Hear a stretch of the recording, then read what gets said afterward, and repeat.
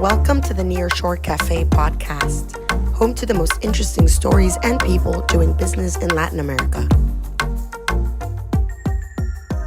Welcome, everyone, to the Nearshore Cafe podcast, where we talk with business leaders doing business in LATAM. I'm your host, Brian Samson. Our podcast today is sponsored by Plug Technologies. That's plugg.tech.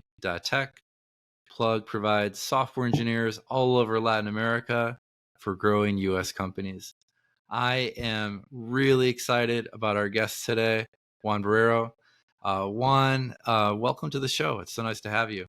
Hey, Brian. Nice to meet you. Nice to see you. Very happy to be here in the show. And I really enjoy listening the previous podcast too. So congrats on what you're building here. Oh, thank you. Thank you very much. Well, Juan, this one's special for me because you are from Argentina. I've spent a lot of time in Argentina, and I think we're going to have a lot of fun talking about it. But not all of our guests have been there, and there's nothing like hearing from a native on what it's like. So can you first just give a sense for like where it is in the world, geography, climate, stuff like that?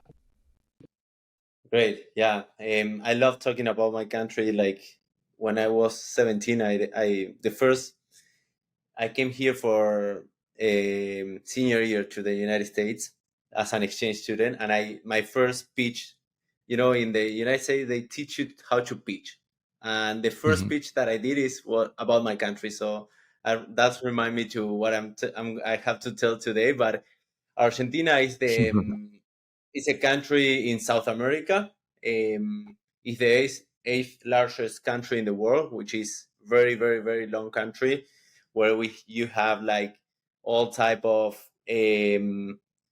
nature, like mountains for skiing, for hiking, lakes, sea, beaches, waterfalls, glaciers, wineries. You have all these kind of different weathers, all these kind of different atmospheres. So you have the Pampas. I'm from the Pampas, where like the agribusiness and the cows and the meat from Argentina comes from. So Argentina also has 40 million population. It's a democratic country, of course. And what else? It has 23 provinces, which I've been in 22 of them. So Oh, wow. I'm pretty much very passionate about my country, and I love my country. I left my country more for like professional challenges and business challenges more than because I wasn't happy there. So I still like with my wife thinking about going back one day. We don't know, but we consider that always because we love our country and we still like have our family also there. So Argentina is I don't know, it's a Latin country with a mix of also European. 40% of our Argentinians comes from Spain, 30% come from Italians. So we have that mix of food, quality of life, and things that like the Spanish people normally had. And then we have this crazy attitude and yelling about Italians and hey, what you want, just like so Argentina is has a lot of immigrants. Also, is the third largest Jewish community in the world. Also, so yeah, it's a very fun country, like with a lot of culture, with a lot of different things to do. So, well, I love Argentina, and I'm not from Buenos Aires originally, but as a person that I've been in the most important cities in the world, Buenos Aires for me is top three. So Yeah. I love my country even, and I love Buenos Aires even I'm not originally from there. Yeah. I remember when I was setting up a business there, we were working with an attorney, and he said, God is everywhere, but his office is in Buenos Aires. Yeah, totally. Well, Buenos um, Aires has and I think that was Buenos Aires has a one third of the population, and it yeah, is yeah, the almost international airport. So everybody, like, if you want to be connected to the world, it's always Buenos Aires. Cordoba is the yeah, second largest city, important city, but still Buenos Aires is like the main city. It's like doesn't yeah. happen the same in Brazil. It doesn't happen probably the same in Mexico because Mexico has more like Monterrey, Guadalajara, and Brazil has Hmm. Rio, São Paulo, Brazil, like other Hmm. cities. In Argentina, Buenos Aires is very very the main city. Yeah, it really is a mega city. I think there's like 14 million people in the surrounding area, something But like that. And um, how it like it's called the Paris of South America. It also kind of feels like New York sometimes. Like how would you describe it? And what is it most what other city in the world is it most like to you?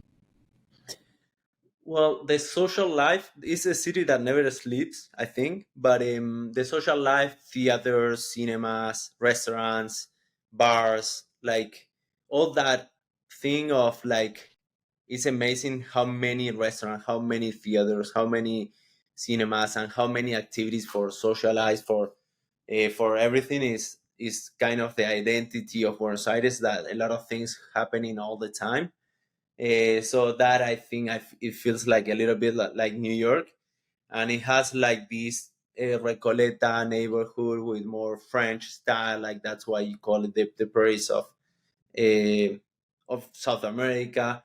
But for me, is that as a foreign, because I was a foreign in Buenos Aires, um, the the what I like is the climate is never gets too cold and never get too hot. Of course, in January, a Hmm. little bit in our summer gets a little bit um, um, more hot, but still like the weather is perfect. The nightlife, the restaurant, the food, and it has the connection to the world. I've been always like a person who's seen the world, so for me has like a lot of tourist people coming. Even it's really far for everyone because it's the south. Uh, I think Ushuaia is the southest city in the world, Hmm. which Hmm. is one of the cities in Argentina. So Argentina is really south, so it's really far away from from for European, for American, for Asian, from African, from for everyone. So it has a lot of tourists. It has a lot of things to do. You never end like is sometimes it's the same like when you go to Paris or you go to New York, you never end like knowing the full city. You never Hmm. know everything. So I don't know Yeah, everything in Buenos Aires probably. So that's I yeah, think yeah. that my vision about Buenos Aires. That's a great way to tell it.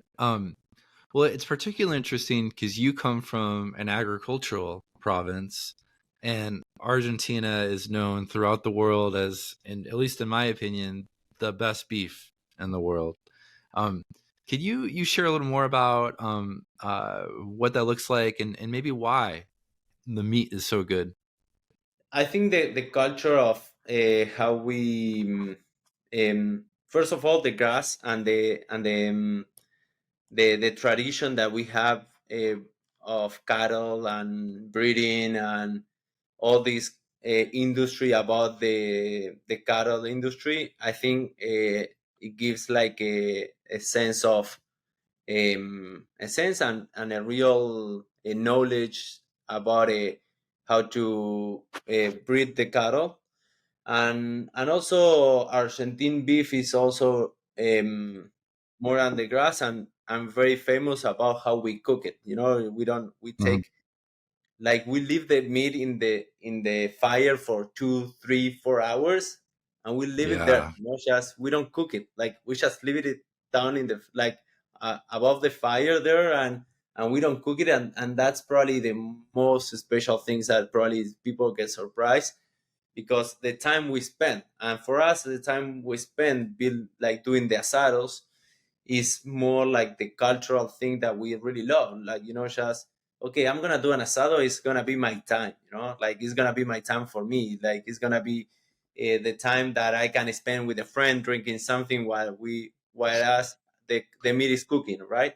So it is also like a very important cultural, the asados.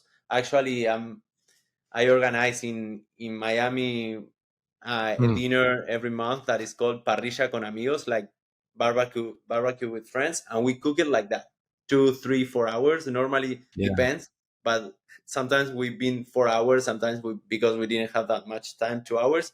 But I I invite people for this Parrilla con Amigos to try the Argentine way of cooking the beef, and the people love it. And I think people love about Argentina go to see the how we do it. And the best way, like people ask me, hey, where I should go and eat the best beef in Buenos Aires or in Argentina. And I always try to, when people comes and I really know them, and try to do myself a barbecue for them, an asado for them, because it it's different, like going to a restaurant or going to a parrilla versus doing it in a at home, right? So the experience of about Yeah. joining like a group of friends, a group of people that is going to go for an asado, and one brings the salad, or other ones brings the wine, and people are starting to come to the house, and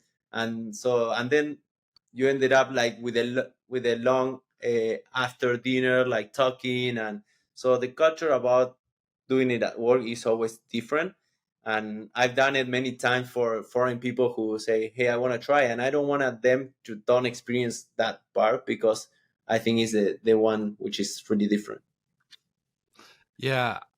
I really want to echo what you're saying, Juan, about just the time together, right?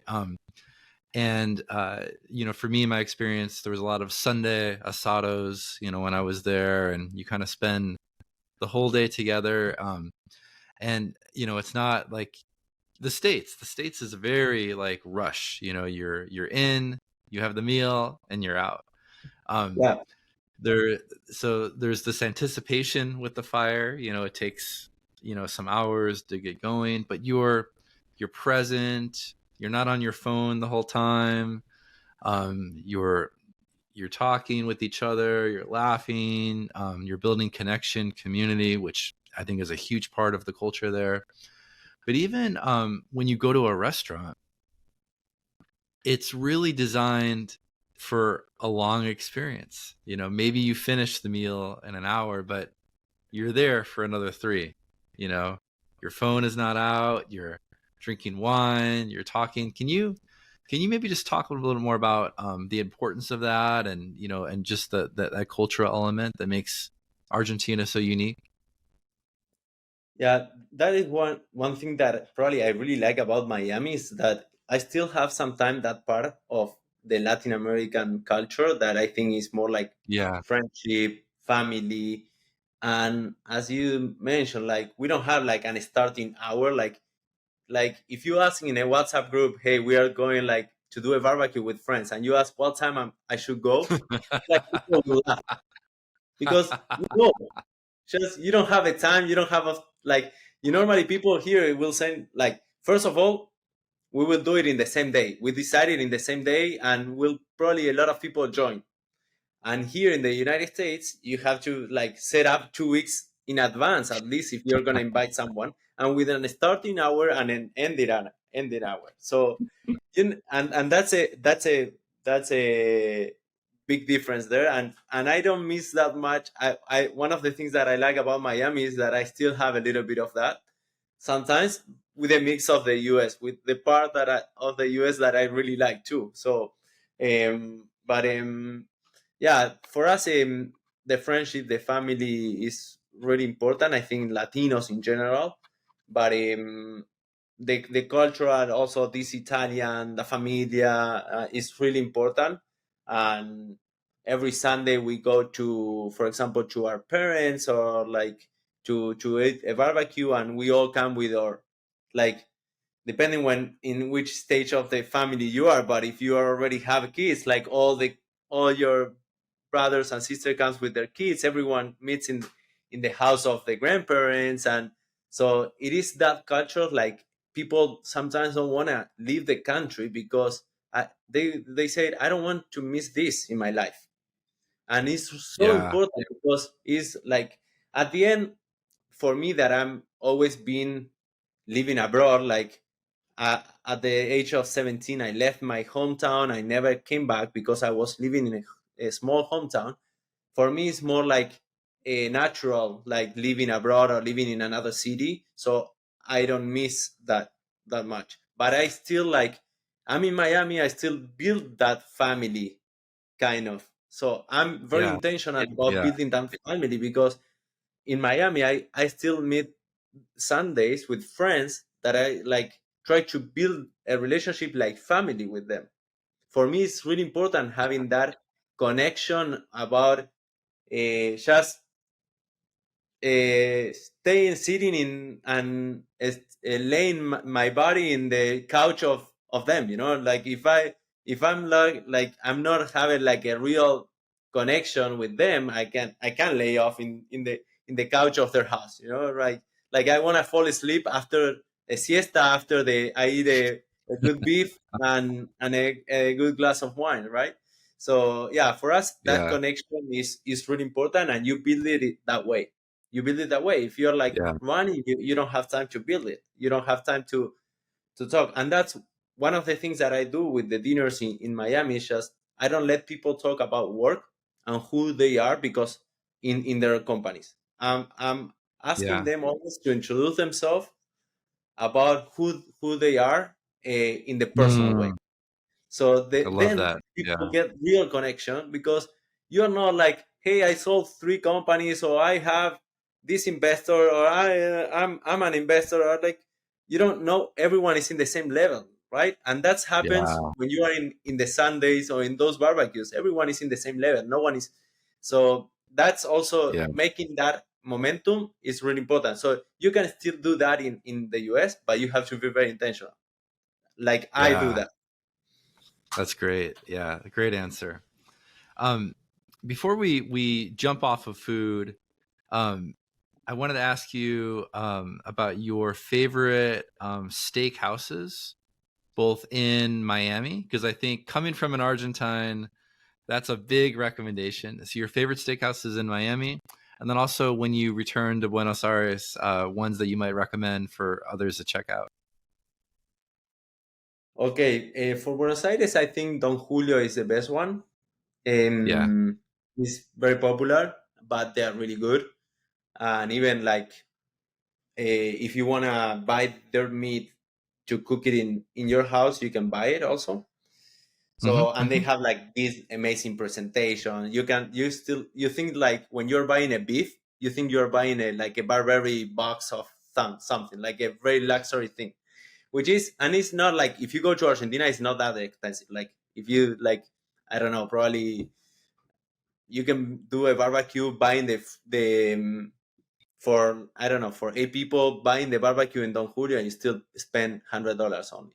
So for eight Yeah. people, Yeah. so it's not that expensive at all, and it comes like in a box. Like if you like buying like a, I don't know, luxury leather, or any brand, luxury brand, right? I don't want to mention anyone, but Don Julio is really good, and here in Miami, I like, what I like is a lot is Fiorito, because it has more like, probably it's not the my favorite beef, but the atmosphere. Like every time I want to Yeah. feel Argentina, I go to Fiorito, because in Fiorito, like the night before Argentina was playing the World Cup, I went with friends to Fiorito, because Yeah. we were so excited about what is going to happen in the next day, that we wanted to keep feeling the Argentinian. And even there was a drum there, like, and we still like, I got a drum, and we still like, I started to sing songs, and we feel at home, just. And that's why I like Fiorito, because it makes me feel a little bit like home. It's more like a bodegon. I don't know how to translate that, like a bodegon is more like a old, um I don't know, you know what I mean. I don't know, probably you can help me to translate what is more like a bodegon. It's like an old, um restaurant, right? Like a old fashioned restaurant. I don't know how to. okay, it's more like a very casual place, and Mhm. so I like Fiorito, which is good, but Yeah, Miami like has a lot of La Cabrera also, which is good, and which is in of Buenos course. Aires and in Miami, and Miami brings a lot of brands from Argentina. So a lot of Argentinians, we are really always, as the market is so small, we are always thinking how to export what we do and Yeah. what we have learned. So I think a lot of brands from Argentina are based in Miami. So you have La Cabrera, which is really good.